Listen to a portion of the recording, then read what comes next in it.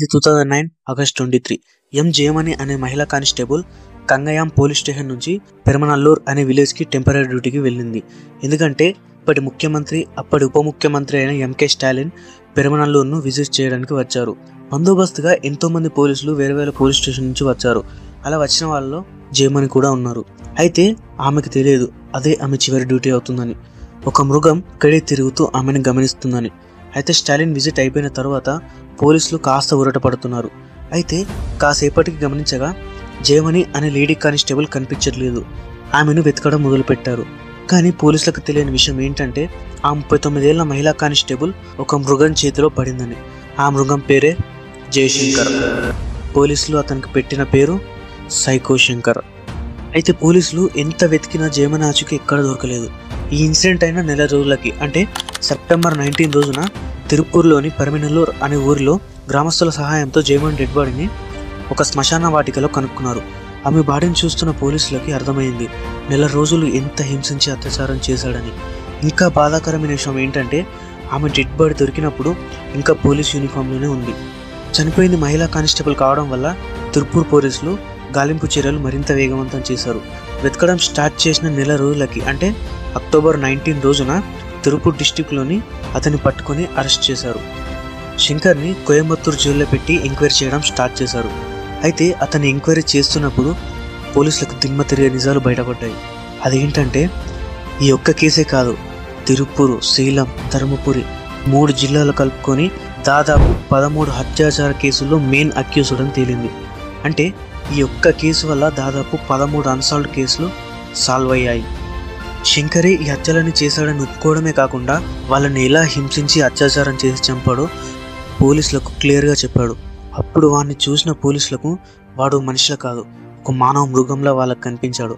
అసలు ఎవరి శంకర్, అసలు ఎందుకు ఈ హత్యలన్నీ చేశాడు, వాడు సైకోగా మారడానికి గల కారణాలు ఏంటి, ఇప్పుడు వాడి గురించి కొంచెం డీటెయిల్గా తెలుసుకుందాం. శంకర్ పూర్తి పేరు జయశంకర్. 1977 కనియన్పట్టి, తమిళనాడులో జన్మించాడు. చిన్నప్పటి నుంచే శంకర్ని ఎవరు సరిగా పెంచేవారు లేక అల్లరి చిల్లరగానే పెరిగాడు. లారీ క్లీనర్గా పనిచేయడం మొదలుపెట్టాడు. అలా డ్రైవింగ్ నేర్చుకొని దేశమంతా తిరగడం మొదలుపెట్టాడు. అప్పటి నుంచి మొదలైంది అసలు కథ.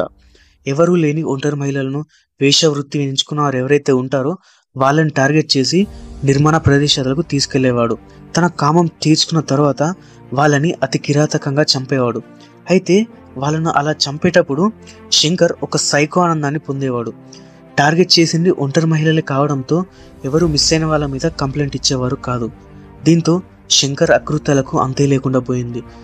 శంకర్ దగ్గర ఎప్పుడూ ఒక నల్ల బ్యాగ్ ఉంటుంది. ఆ బ్యాగులో ఒక కత్తి, అంతేకాకుండా ఒక చిన్న గుడ్డల్ని ఉంచేవాడు. అత్యాచారం తర్వాత వాళ్ళని అతి కిరాతకంగా చంపి ఆనందించేవాడు.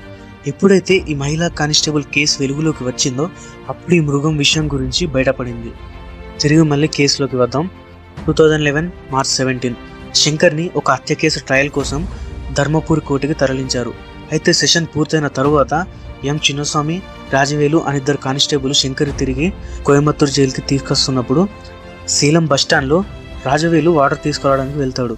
అయితే చిన్నస్వామి కళ్ళు కప్పి శంకర్ తప్పించుకుంటాడు. బస్టాండ్ మొత్తం వెతికినా ఎక్కడ శంకర్ దొరకలేదు. అయితే తన వల్లే ఒక ఘోరమైన నేరస్తుడు తప్పించుకున్నాడని చిన్నస్వామి తన సర్వీస్ రివాల్వర్తో షూట్ చేసుకొని చనిపోతాడు. వాళ్ళ నుంచి తప్పించుకున్న శంకర్ కర్ణాటకకి పారిపోతాడు. అయితే అక్కడ బళ్ళారిలో వారం వ్యవధిలో దాదాపు 6 మహిళలను అత్యాచారం చేసి చంపేస్తాడు. అయితే పోలీసులు శంకర్ని పట్టుకోవడానికి 2 ఎస్ఐలతో పాటు 15 మంది పోలీసులతో కూడిన ఒక ప్రత్యేక బృందాన్ని ఏర్పాటు చేస్తారు. అయితే శంకర్ని పట్టుకోవడానికి పోలీసులు కర్ణాటక, తమిళనాడు బహిరంగ ప్రదేశాల్లో వాంటెడ్ పోస్టర్ని అతికించడం మొదలుపెట్టారు. 2011 మే 4 అర్ధరాత్రి పూట ఒక బైక్ను దొంగలించిన శంకర్ కర్ణాటకలోని ఏలాగి గ్రామానికి చేరుకున్నాడు. అక్కడ పొలంలో ఒంటరిగా పనిచేస్తున్న చంద్రకళ అనే మహిళ దగ్గరికి వెళ్ళి ఆకలిగా ఉంది, కొంచెం అన్నం ఉంటే పెట్టండి అని అడిగాడు. తిన్న వెంటనే వాడి కళ్ళు ఆమెపై పడ్డాయి. ఆమెను అత్యాచారం చేయడానికి ప్రయత్నించాడు. ఆ మహిళ వెంటనే తేరుకొని కేకులు వేయడం మొదలుపెట్టింది. అక్కడి దగ్గరలో ఉన్న భర్త వచ్చి ఆమెను కాపాడాడు. శంకర్ పారిపోయే ప్రయత్నం చేయగా ఇతర గ్రామస్తుల సహాయంతో శంకర్ని పట్టుకొని ఘోరంగా కొట్టి చిత్రదుర్గ పోలీసులకు అప్పగించారు. శంకర్ అరెస్ట్ అయిన తరువాత కర్ణాటకలోని తుమ్కూర్ కోర్టు అతనికి 27 ఏళ్ల జైలు శిక్షను విధించింది. బెంగళూరులోని పరప్పన్ అగ్రహార సెంట్రల్ జైల్లో ఉంచారు. శిక్ష వేసిన 2 సంవత్సరాలకి అంటే 2013 సెప్టెంబర్ 1వ తారీఖున శంకర్ మళ్ళీ జైలు నుంచి తప్పించుకున్నాడు. ఈసారి ఈ వార్త రాష్ట్రమంతా వేగంగా వ్యాపించింది. శంకర్ని పట్టించిన వాళ్ళ గుండెల్లో వణుకు మొదలైంది. కర్ణాటకలోని అన్ని పోలీస్ స్టేషన్లలో రెడ్ అలర్ట్ జారీ చేశారు.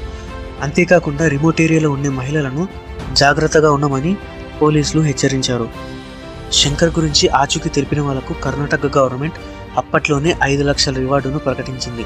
అంతేకాకుండా తెలుగు, హిందీ, కన్నడ, మరాఠీ, తమిళ్ భాషల్లో దాదాపు 10,000 పోస్టర్లు, అంతేకాకుండా 75,000 న్యూస్ పేపర్లలో శంకర్ ఫోటోని ప్రింట్ చేయించింది. తమిళనాడు, ఆంధ్రప్రదేశ్, మహారాష్ట్ర వంటి రాష్ట్రాల్లో పంపిణీ చేశారు. అయితే శంకర్ తప్పించుకున్న విధానమే అందరికీ అనుమానం రేపింది. అది 2013 సెప్టెంబర్ 1. తెల్లవారుజామున 2 గంటలకు శంకర్ తన దగ్గరున్న డూప్లికేట్ కీతో సెల్ని ఓపెన్ చేసి ప్లాన్ ప్రకారం ఇక్కడే ఉన్న ఒక పైప్ సహాయంతో ముందుగా 20 అడుగుల గోడను తూకాడు. ఆ తర్వాత 15 అడుగుల గోడను దాటాడు. ఈసారి ఇదే చివరిది, అత్యంత పెద్దది, 30 అడుగుల గోడ. తనతో పాటు తెచ్చుకున్న బెడ్షీట్ను చింపి దాన్ని తాడుగా తయారు చేసి ఎక్కడం మొదలుపెట్టాడు. గోడ మీదున్న ఫెన్సింగ్కు కరెంట్ లేనందున శంకర్కు తప్పించుకోవడం ఇంకా ఈజీగా మారిపోయింది. కానీ గోడ మీదున్న గాజులు కుచ్చుకోవడంతో గాయమైనా కానీ పట్టించుకోకుండా శంకర్ గోడ దూకి పారిపోయాడు. అయితే శంకర్ పారిపోతున్నప్పుడు పోలీస్ యూనిఫామ్ ధరించినట్టు సమాచారం ఉంది.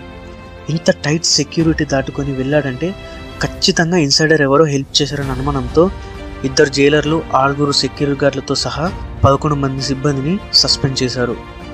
అయితే శంకర్ తప్పించుకున్న తర్వాత పోలీసులు శంకర్ ఎక్కువగా ఎవరిని కలిసే అవకాశం ఉందని ఎంక్వైరీ చేయడం మొదలుపెట్టారు. ఎందుకంటే శంకర్ తనకైన గాయంతో ఎక్కువ దూరం ప్రయాణించలేడు. పోలీస్ ఎంక్వైరీలో శంకర్ జైల్లో ఒక వ్యక్తితో ఎక్కువ చనువుగా ఉండేవాడని తెలిసింది. కానీ అప్పటికే అతను జైలు నుంచి రిలీజ్ అయి వెళ్ళిపోయాడు. అయితే అతన్ని ఇన్ఫార్మర్గా వాడుకొని శంకర్ని పట్టుకోవాలని ప్లాన్ చేశారు. అనుకున్నట్టుగానే శంకర్ ఆ ఇన్ఫార్మర్కి కాల్ చేస్తాడు. అయితే ఇన్ఫార్మర్ తను పారిపోవడానికి ఒక బైక్ ఇచ్చి హెల్ప్ చేస్తానని చెప్పి బెంగళూరులోని కూడ్లు గేట్ దగ్గర ఉన్న ఒక పాడుబడ్డ బిల్డింగ్ దగ్గరికి శంకర్ని రమ్మన్నాడు. శంకర్ అక్కడికి వెళ్ళగానే మఫ్టీలో ఉన్న పోలీసులు అతన్ని పట్టుకొని అరెస్ట్ చేస్తారు. శంకర్ గోడ దూకేటప్పుడు కాలు విరిగింది. ఆ విరిగిన కాలుకి 75,000 రూపాయలు ఖర్చు చేసి శంకర్కి ఆపరేషన్ చేయించారు.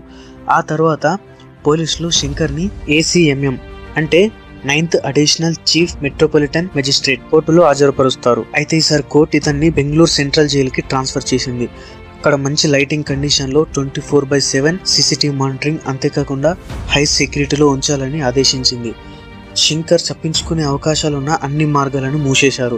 మళ్ళీ 2018 ఫిబ్రవరి 25న శంకర్ మళ్ళీ సెంట్రల్ జైలు నుంచి తప్పించుకునే ప్రయత్నం చేశాడు. కానీ ఈసారి ఫలించలేదు. దీంతో ఫిబ్రవరి 27 రోజున ముందు రోజు తనకు షేవింగ్ చేయడానికి వచ్చిన బార్బర్ దగ్గర నుంచి ఒక బ్లేడ్ని దొంగతనం చేస్తాడు. అదే రోజు గొంతు కోసుకుని ఆత్మహత్య చేసుకుంటాడు. తెల్లవారుజామున 2 గంటలకి రక్తం మడుగులో ఉన్న శంకర్ బాడీని సెక్యూరిటీ గార్డ్స్ చూస్తారు. వెంటనే బెంగళూరులోని విక్టోరియా హాస్పిటల్కు అతన్ని తరలిస్తారు. అయితే 5:30 శంకర్ మరణించినట్లు డాక్టర్లు చెప్తారు. దీంతో 30కి పైగా మానభంగాలు, 19 హత్యలు, ఎన్నో దోపిడీలు, లెక్కలేని ఎన్నో కేసులు, ఇంతమంది జీవితాలను పుట్టన పెట్టుకుని ఒక మానవ మృగం యొక్క జీవితం 40 ఏళ్లకు ముగుస్తుంది. ఫ్రెండ్స్, ఇది మన సైకో కిల్లర్ సిరీస్లో మొదటి వీడియో. నెక్స్ట్ ఏ సైకో కిల్లర్ మీద వీడియో చేయాలో కామెంట్లో చెప్పండి. అంతవరకు జై హింద్.